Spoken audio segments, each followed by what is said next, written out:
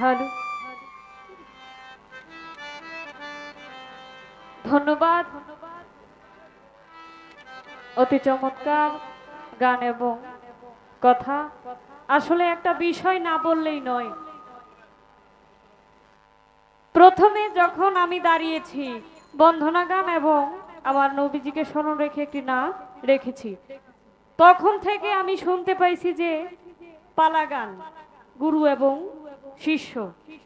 আচ্ছা, এরপরে একটা গান করার পরে বলতেছে মালজুরা গান গেল, গুরু শিষ্য পালা শেষ, এরপর শুরু হইলো মালজোড়া গান। একটা মালজোড়া গান যখন করলাম, এরপরে থেকেই শুরু হয়েছে বিচ্ছেদ গান।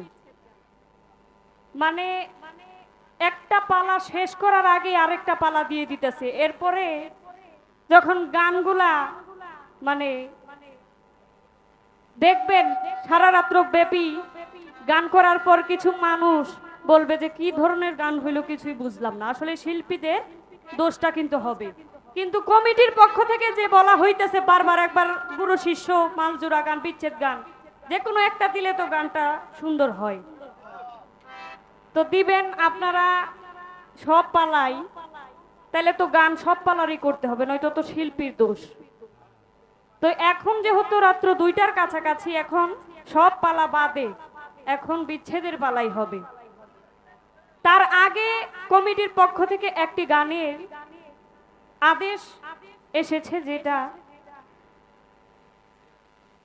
চমৎকার একটি গান করেছেন শিষ্যের পালা বা ভক্তের পালা থেকে একটি কথা, যে আমি কথা বলছি, আমি গান গাচ্ছি, আমি হাত নাড়াচ্ছি। আসলে যার নির্দেশ ছাড়া, যার আদেশ ছাড়া গাছের একটি পাতাও নড়ে না, সে আমার আল্লাহ তাআলা। তাহলে আমরা এই যে কথা বলছি, তার নির্দেশ ছাড়া নয়, আমরা তো কেবলমাত্র একটা নাচের পুতুল। তাই সেদিকে লক্ষ্য রেখে একটি গান করে তারপর রাত 2টার যে বিচ্ছেদ গানটা, সেই সময় অনুযায়ী গানটা করার চেষ্টা করব। ধন্যবাদ।